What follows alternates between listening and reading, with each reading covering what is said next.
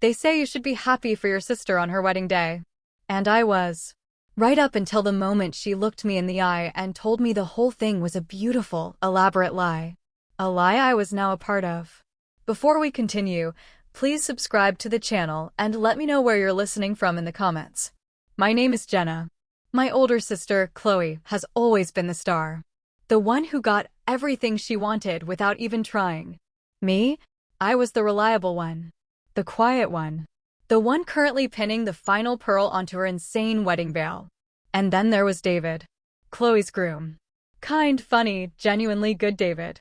I'd met him 6 months before she did, at a charity run. We talked for an hour. I felt a spark I hadn't felt in years. A week later, Chloe breezed in from her latest trip, saw a picture of him on my phone, and said, "Who's that?" Introduce me. What was I supposed to do? Say no? I was the reliable one. So I introduced them. For months later, they were engaged. So there I was, the maid of honor, smiling until my cheeks hurt. I gave a toast about love and fate, my eyes finding David's kind smile across the room. It hurt, but I had made my peace with it. If I couldn't have him, at least my sister, flawed as she was, seemed happy. He deserved that.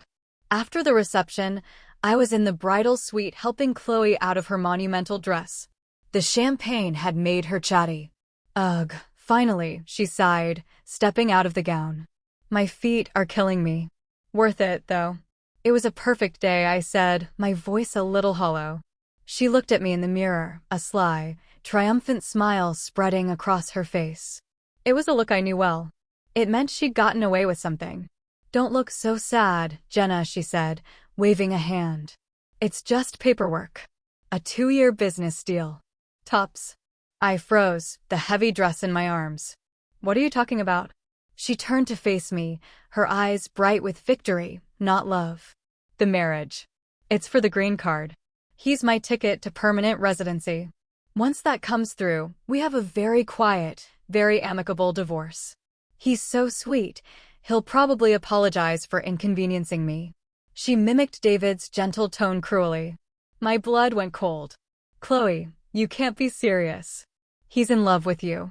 And that makes it so much easier. She laughed, a light, tinkling sound that now sounded like breaking glass. He's gullible. And so generous. The prenup is a masterpiece. I get a very nice settlement for my time. It's almost too easy. She kept talking, laying out the cold, calculated timeline. 2 years. A guaranteed payout. A clean exit. David was just a kind-hearted mark in my sister's long con. I felt the world tilt. The room was too warm. I had just stood beside her, helped her make vows I now knew were empty. I had watched David's face, full of pure, hopeful love, and I had said nothing. I was holding the proof his entire life was about to become a lie. And I was her sister. Her accomplice. The next few days were a blur of horror. I watched them leave for their honeymoon, David's hand protectively on her back. I went home to my quiet apartment and screamed into a pillow. I was trapped in a moral prison with no clear door. My choices were poison. Option 1, tell David. Destroy my sister's life, likely get her deported or charged with fraud. Create a massive, humiliating public scandal for a good man who didn't deserve it. Tear my family apart forever. Option 2, say nothing. Be complicit. Watch David build a life, trust, hope, only for my sister to crush it all in 24 months and walk away richer.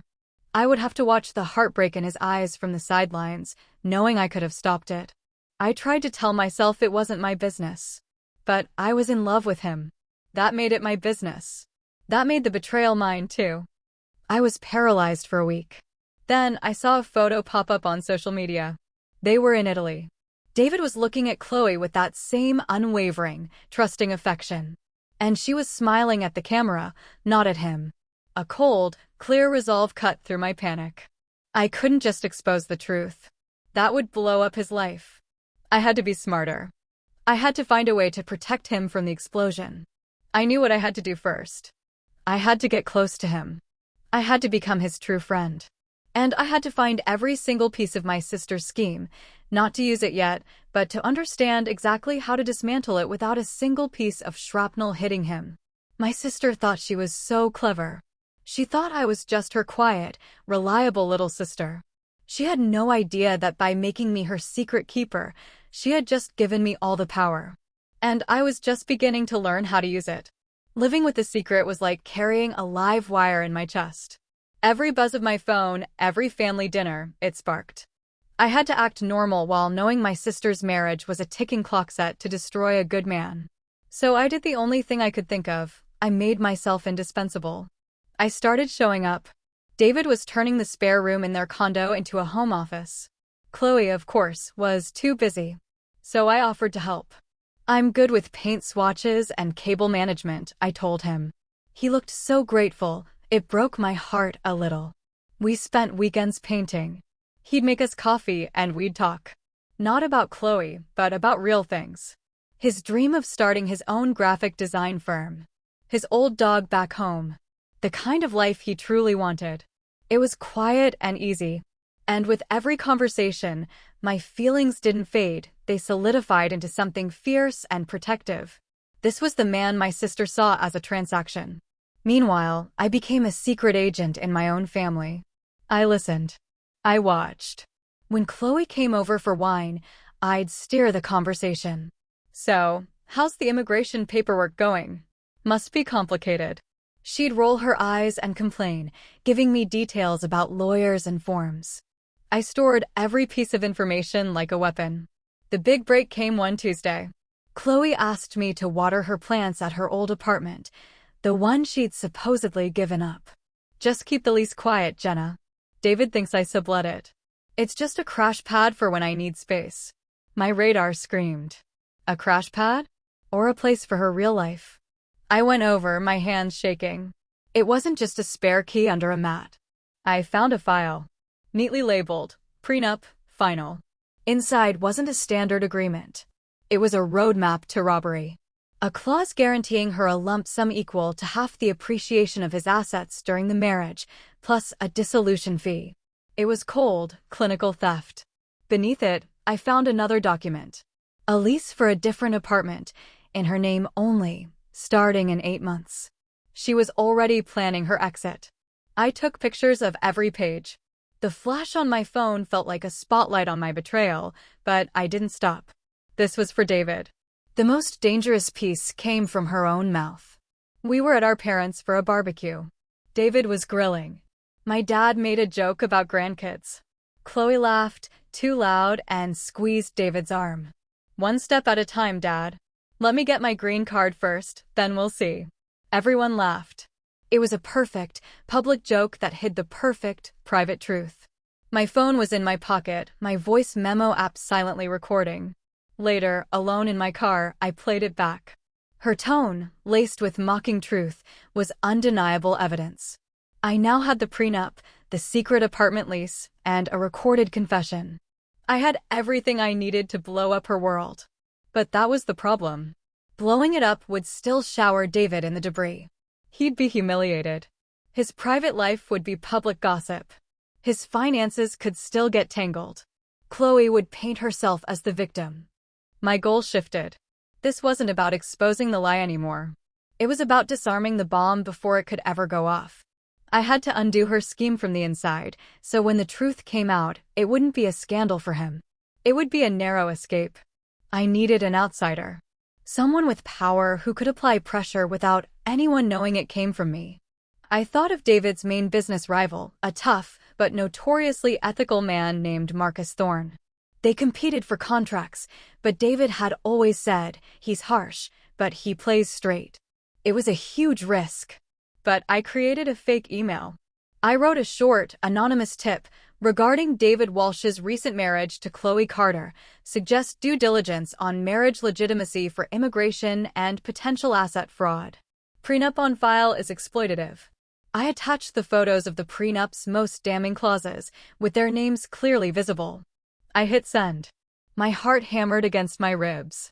I had just lit a fuse on a controlled burn, hoping I could direct the fire. The effect was swift, but not how I expected. It didn't come from Thorne. A week later, David called me, his voice strained. Jenna, can we talk? Something weird is happening. My bank just flagged some unusual activity. Our joint account. And Chloe's lawyer is suddenly asking for all kinds of new financial documents. She says it's routine, but it feels aggressive. I met him for coffee. He looked tired, confused. The first cracks were appearing in his perfect world, just not from the direction I'd planned. I don't understand, he said, running a hand through his hair. She's been so distant. And now all this financial stuff. It's like she's building a case for something. He was closer to the truth than he knew. My anonymous tip had spooked them, but it had spooked Chloe into moving faster. She was scrambling to secure her money before anything could unravel. He looked at me, his eyes full of a trusting confusion that made me want to cry. You're her sister. You know her. Is she okay? I looked at the man I loved, sitting in the wreckage my sister was building for him. The bomb wasn't disarmed. The clock was just ticking louder. And my sister was starting to realize someone was in the room with her, holding a pair of wire cutters. She just didn't know it was me. Chaos is a tool. My sister created it, so I learned to use it. David's confused call was my signal. Chloe was panicking, which meant she was making mistakes. I couldn't just watch anymore. It was time to guide the collapse. I didn't go to David with my folder of evidence. That would have been a grenade. Instead, I went to the one person who could apply legal pressure without emotion, Marcus Thorne. I walked into his office, my heart in my throat, and placed the file on his desk. You received an anonymous tip. I'm the source. My sister is defrauding your business rival, David Walsh. He's a good man who doesn't deserve this.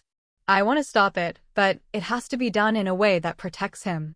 Thorne was a stone. He reviewed the documents, the prenup, the lease, the transcript of her green card confession. He looked up. What do you want? I want you to request a formal audit of their joint financial holdings, I said. Cite a potential conflict of interest due to the suspicious prenuptial agreement. Make it a standard business compliance issue. It will force everything into the light, but through lawyers and accountants, not tabloids. He agreed.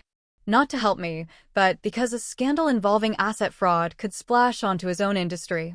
He became my clean, impersonal weapon. The audit was the earthquake. Lawyers descended. Accountants demanded records. Chloe was trapped in a web of her own paperwork.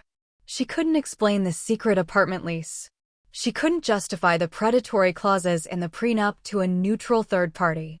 She came to me, furious and scared. Someone is sabotaging me. David must have found out. She was spiraling. I played my role. The loyal, worried sister. Maybe you should just come clean to him, Chloe. Before this gets worse.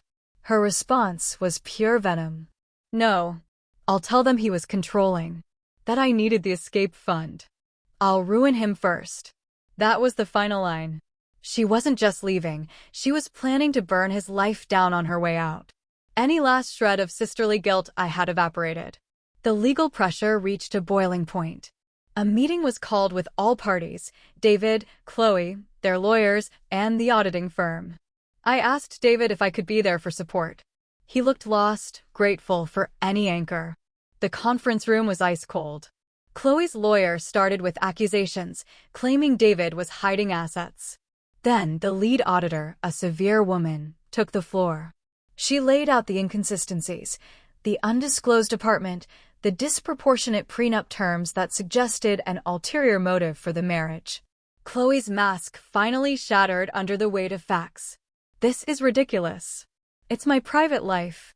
When it involves financial fraud and immigration, it is not, the auditor stated. That's when I saw my moment. Not to attack, but to protect. I spoke softly, drawing every eye. David, I said, turning to him. His face was pale with shock. I found something. At her old apartment. I didn't understand what it meant until now. I slid a single sheet of paper toward him, the lease for her new apartment, starting in a few months. She wasn't planning a life with you. She was planning an exit. The room held its breath. Chloe stared at me, pure hatred dawning in her eyes. She knew. David looked from the lease to Chloe. Is it true? He asked, his voice hollow. Chloe, cornered and reckless, exploded. You were a means to an end. A nice, simple path to a green card and a paycheck. How could you be so stupid? The silence that followed was absolute. The truth from her own mouth in a room full of witnesses. Her lawyer put his head in his hands. The aftermath was clinical. The marriage was annulled based on fraud. The prenup was voided. Because the fraud was exposed through a legal audit, David faced no financial penalties. Chloe, however, was left facing immigration investigations and a lawsuit from the auditing firm for attempting to defraud the process. A month later, the dust had settled. David's life was quiet again, bruised but intact. He asked me to meet him at the park. We walked in silence for a while. Why? He finally asked, his voice rough. You're her sister. Why did you do all that? I stopped walking. The time for secrets was over. Because when you love someone, I said, meeting his gaze, you don't watch them walk off a cliff. You build a fence. Even if you have to tear down the whole forest to get the wood. He looked at me, really looked at me, and I saw the confusion in his eyes finally clear, replaced by a slow, dawning understanding. He saw the truth I'd been hiding longer than Chloe had. He didn't say he loved me back. That wasn't the point. The point was, he finally saw me. He reached out and took my hand. It wasn't a romantic gesture, not yet. It was a connection. A thank you. A new beginning, built on the ruins of a beautiful, terrible lie. My revenge wasn't a scream. It was a quiet demolition. I didn't destroy my sister. I simply removed every piece of her trap, one by one, until she was left standing alone in an empty room. I protected the man I loved. And in doing so, I finally set myself free.